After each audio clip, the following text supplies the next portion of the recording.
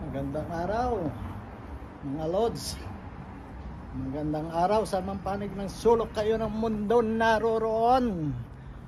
Sa aking mga masusugid na followers dyan, viewers, magandang araw. Muli po nagbabalik ang inyong lingkod, Kanoli Vlog. Ang panahon ngayon namin dito sa UK, mainit ang panahon. Ayan, nakatikim din ng init ang sinag ng araw. Kaya naman, ang gagawin natin ngayon, pasyalan natin yung ating mga kaibigan dito sa UK.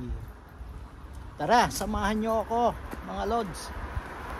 Ang init sa loob ng sasakyan.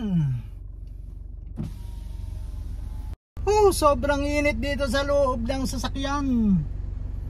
Yee. Pero okay lang yan. At least nakatikim tayo ng init sa sandali ng panahon sa loob ng isang taon. Bihira lang dito ang uminit. Minsan 2 linggo lang yon, pinakamainit na yon, 32 degrees ganun. Tapos next month unti-unti na uling lalamig. Salamat sa magandang weather ngayon. Kaya pasyal muna tayo sa ating kaibigan at tayo ay makipagmaritesan kung ano ba ngayon ang latest, mare.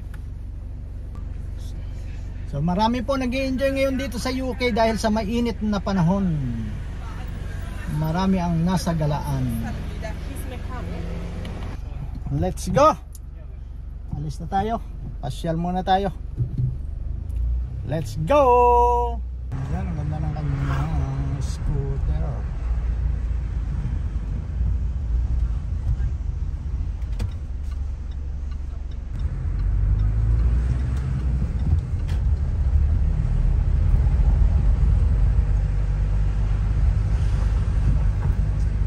Ito nga palang lugar na ito ay sa Kilburn, Queen's Park Station.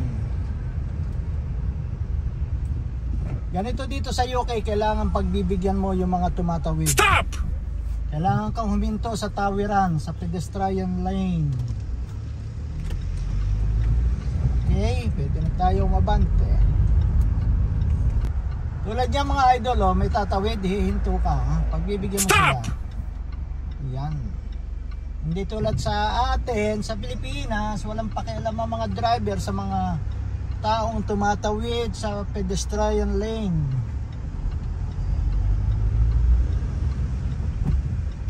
Ayan pa, oh, may tatawid pa, oh. So kailangan mo talagang hintayin silang makatawid pag ganyan. Diba?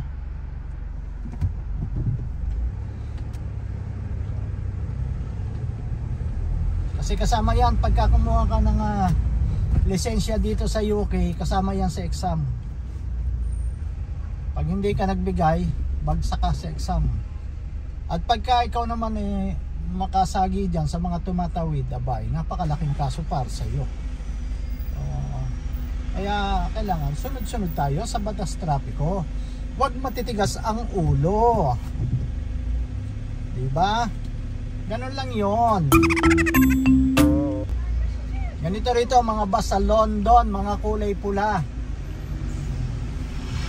Basta sa loob ng London, nasa London ka at may nakita kang bus na pula, sakupayan ng London. Pero pag ikinapagawi na sa malayo-layo at hindi na kulay pula ang mga bus, wala ka na sa London. Nasa countryside ka na o probinsya ng UK. At maging iyang mga nagbibisikletang iyan, kailangan bibigyan mo rin sila ng space. Mga isang pa yan. Hindi ka pwedeng yung pipinahan mo sila. Hindi pwede yung basta ka na lang o-overtake. Pagbibigyan mo lagi sila. Ganon dito. Diba tulad niya, no? Hindi ko basta siya nilalampasan. Yan. Tingnan nyo yung space ko. Halos may higit 1 pa. O higit pa.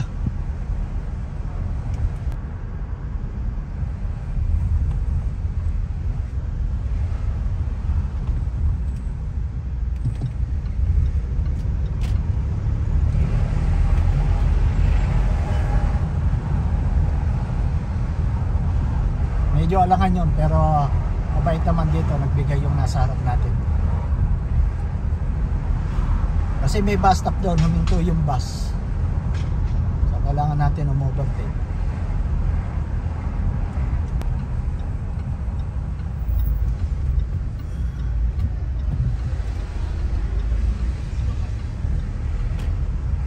Itong nasa bandang kanan ko, ano yan, sports center din to. Minsan diyan kami nagbabasketball. May nakasalubong tayong Tesla. Puting Tesla.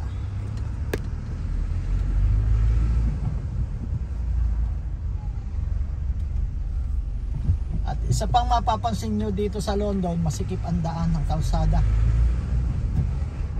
Lalo na dito sa pumasok ka sa mga loob-looban, kailangan bigayan.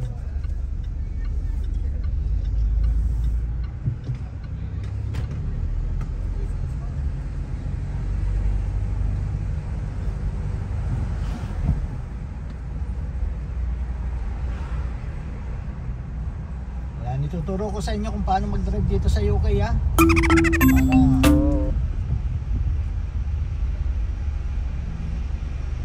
Pagbigyan natin sila, pagbigyan natin yung bus, lalabas na siya, tsaka alanganin naman tayo natin. At kung dito nga pala mapapansin nyo yan, oh, may nakalagay na 20, minsan nakasulat sa kalsada yan 20 sa kaluwang yan, oh. Ibig sabihin yan 20 miles per hour ang takbo mo.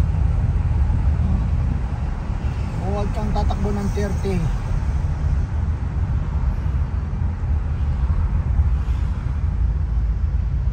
Ay, yung speedometer nga pala rito ay miles ang gamit, hindi kilometer.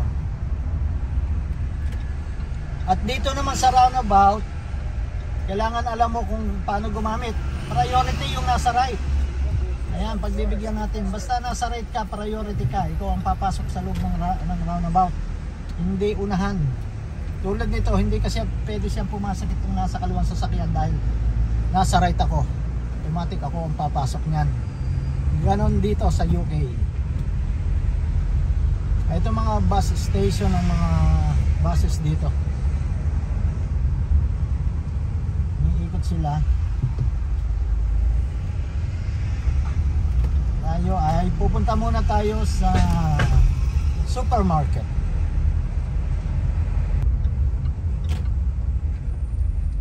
Ay, dito nga pala sa supermarket dito sa UK, karamihan meron na silang sariling gasoline station, no? Tulad niyan, nakikita nyo dyan sa dulong yan, gasoline station.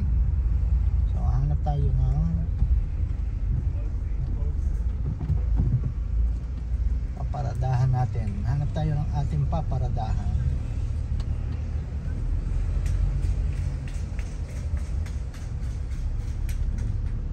Oops, meron dito isa. Ay, kaso priority sa mga may bata. Ayo. Bata, ganun dito. Priority sila. Oops, dito pwede na rin sa kabila. Atras tayo konti. Parada muna tayo. Ayan.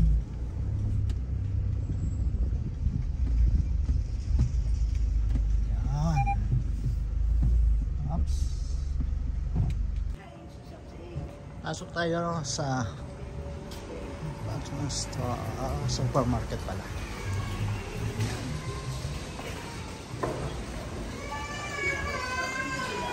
Tingnan natin ha. Ito supermarket dito. Pumili tayo. Yes. Kuha tayo ng bag.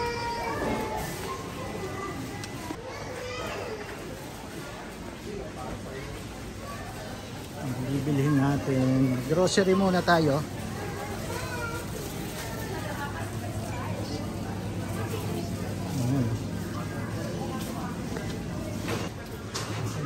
Hanap ko.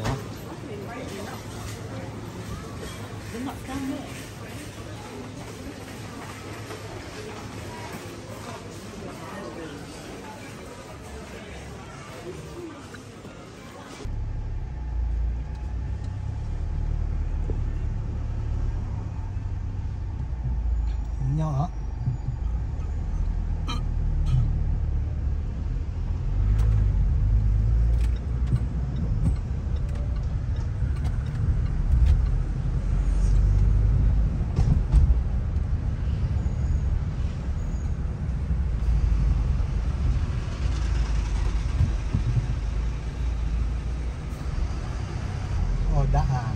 May linya silang sarili. Hindi pala kalsada.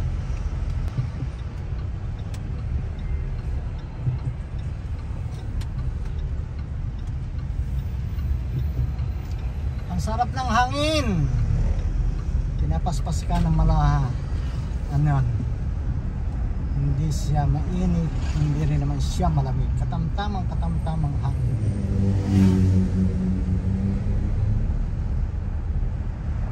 Tulad yan, oh, may mga 20 nakasulat sa kalsada. Yan. Ibig sabihin yan, 20 miles per hour lang ang takbo natin. Pwede mo naman lampasan, nasa sa iyo na yun. Kaso lang, pag may camera o may pulis, yari ka, huli ka. At babayaran mo kung magkano ang violation na yon. Ang alam ko 100 pounds, mahigit 100 pounds. Pagkatapos minus 3 points ka sa lisensya mo. So kung ikaw ang lisensya mo nasa 10 points, bawasan ng 3 points, 7 matitira. So pag nakailang huli ka, pag malala yung pagkahuli sa iyo, hindi lang 3 points, mga higit pa.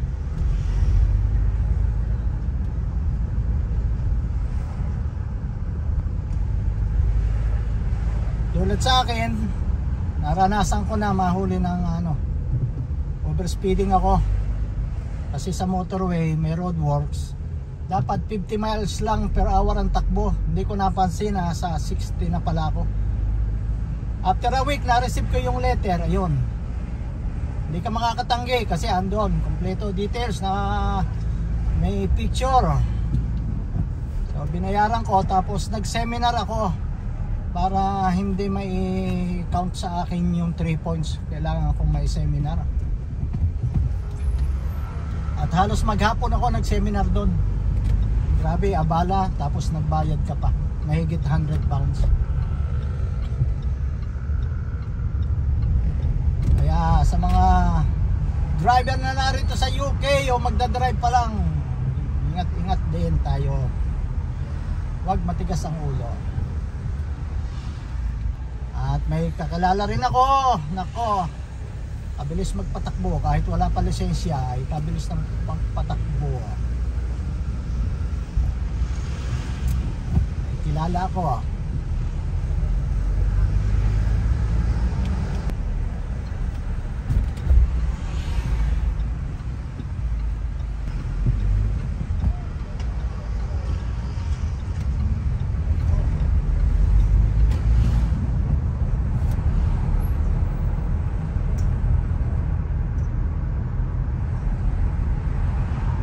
Hello guys, nakagala na naman kayo dito sa UK.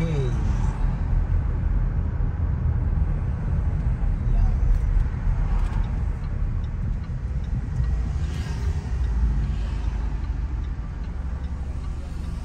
Napakarami lang stoplight dito. Lapit na tayo sa bahay ng ating kaibigan, daanan namin. Para gala-gala naman kami. Siyempre, samantalahin ang init ng panahon.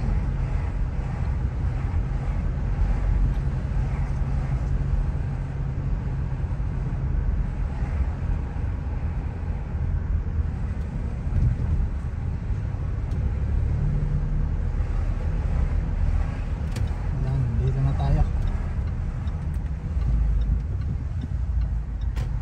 Tawagan muna natin. Ayun o, may tumatakas o. May tumatakas. May patakas. May kasi tao sa bahay. Yan na Malis yung ano ko. Hindi ko, sinadayde, wala naman, hindi ko daan, nandyan ba? Sumasagot. Si Troy nasa basketballan. Maluwag ang kalsada sa UK. Ngayon lang. Traffic. Bakit? Bakit ngayon lang? Buong linggo tayo dito, pre. Ha? Oo, grabe May ka roadworks dito.